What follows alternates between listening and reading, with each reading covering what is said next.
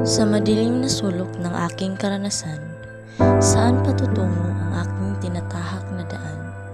Sa hinahangad kong kasiyahan? Sa pinapangarap na kaginhawaan? Sa inaasam na kinabukasan? Sa ninanais kong karanasan? O sa panganib, ngunit nakakaakit na bulong ni kamatayan?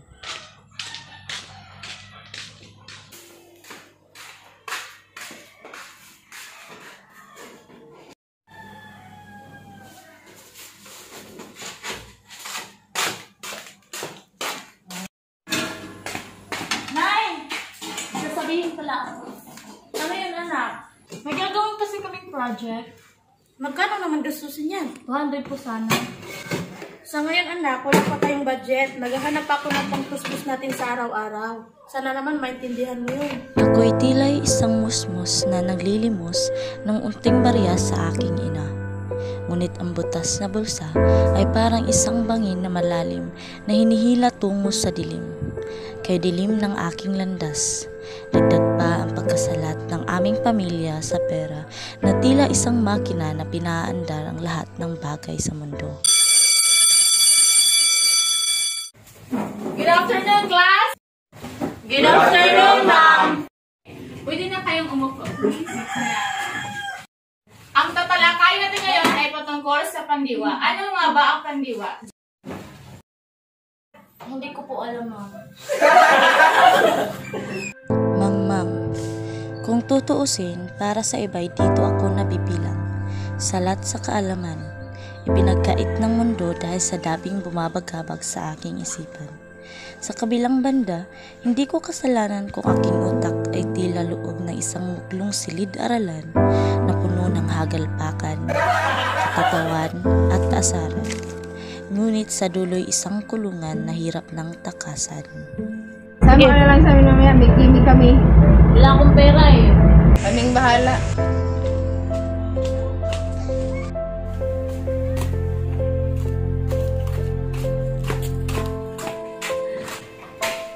Nay!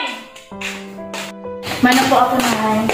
Pagpalain ka ng Diyos, anak. Bibiso na po ako. O sige.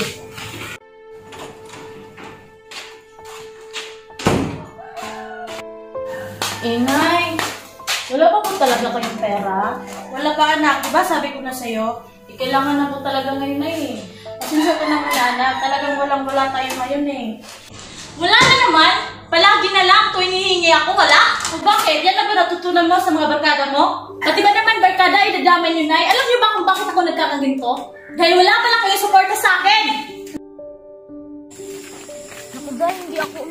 Huwag lang yan, masasanay ka rin. Kung ang dilim at ang udyok ng tao sa paligid ko ay tulad ng iyong barkada ay parang isang patalastas na hinihikayat ka upang sa problema ay makatakas.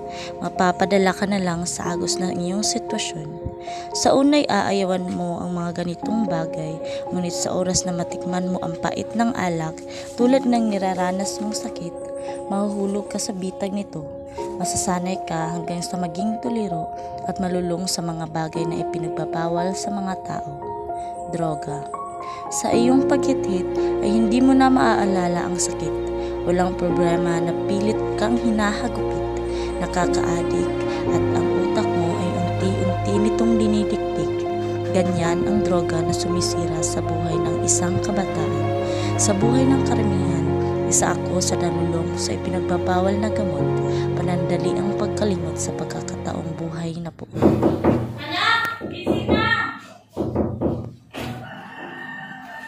Hoy, anak! Anak, gising na! Wala ka bang pasok ngayon? Hoy, anak! Tanghali na! Gising na! Sabi nga ko na eh!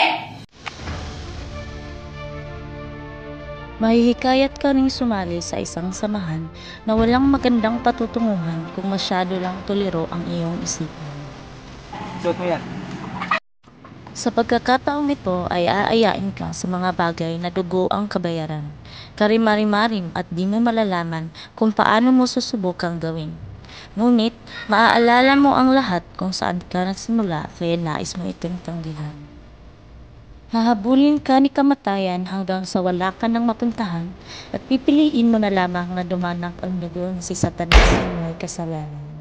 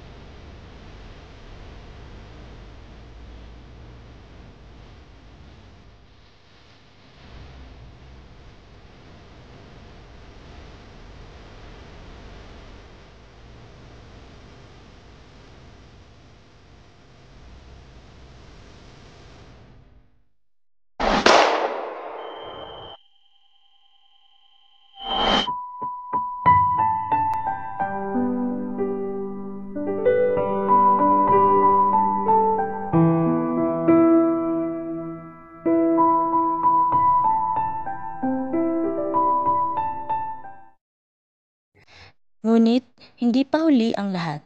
Ang Kabataan kontra Droga at Terorismo ay programa ng Philippine National Police upang paigtingin ang kaalaman ng ating komunidad, lalo na ang mga kabataan. Ito ay para ipaalam ang kapahamakan na maaaring maidulot ng ilegal na droga at terorismo. Gayon din ang pagsali sa New People's Army na ang pangunahing ginagamit ay kabataan upang maisakatuparan nila ang mga hindi makatarungang laban na naging dahilan ng pagkasira ng kinabukasan ng mga kabataan. Muling ipapamulat sa kabataan ang samang epekto at kung paano maiiwasan ang paggamit ng ilegal na gamot. Handa ka bang tuldukan ang problemang ito at magsimula ng bagong kwento?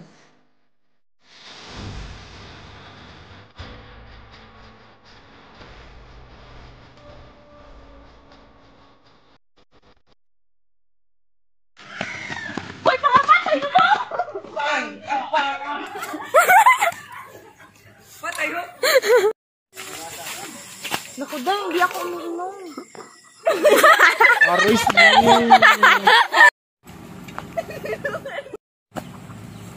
Ano kaya? Isip! Kuya!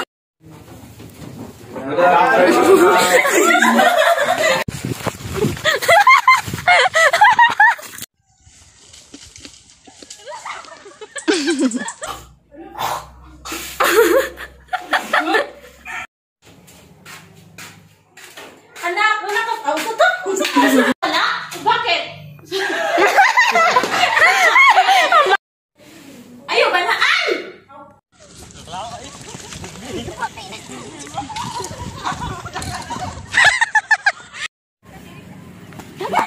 Teka na mo. Teka na, pre.